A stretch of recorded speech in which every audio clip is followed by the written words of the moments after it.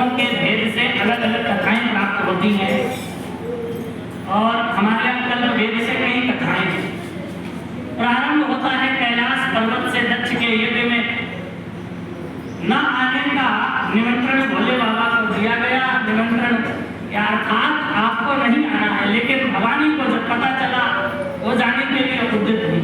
हम यज्ञ में जरूर जाएंगे क्योंकि मेरे पिता हैं। भोले बाबा ने कहा नहीं आप ऐसा ना करो। उसी समय भगवती क्रोधित हो गई, विकराल स्वरूप में प्रकट हो गई, नहीं मैं जाऊंगी।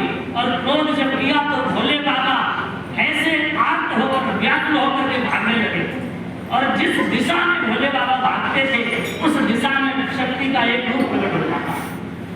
जिस दिशा में भोले बाबा गए उस दिशा में शक्ति का एक रूप प्रकट हुआ। इस प्रकार 10 दिशाएं होती हैं। 10 दिशाओं में भोले बाबा भागे और 10 स्वरूप भगवती के प्रकट हो गए। बगलामुखी, छिन्नमस्ता, तारा, धूमावती, भुवनेश्वरी, प्रत्यंगिरा, काली आदि आदि नामों से विख्यात।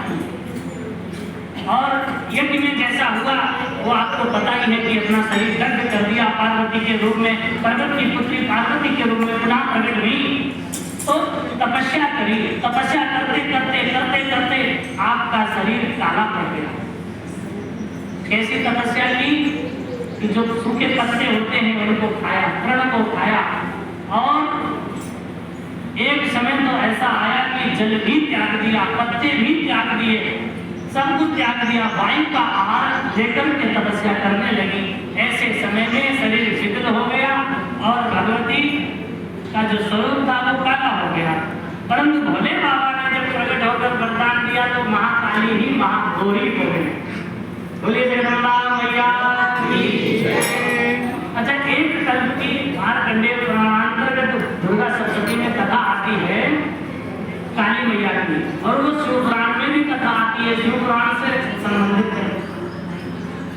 एक बार कैलाश पर्वत पर भोले बाबा बैठे थे। भगवती काली उनको कुछ बता रही थी, लेकिन भोले बाबा हंसने लगे। हंसने लगे तो उनकी बात को सुन नहीं पाए।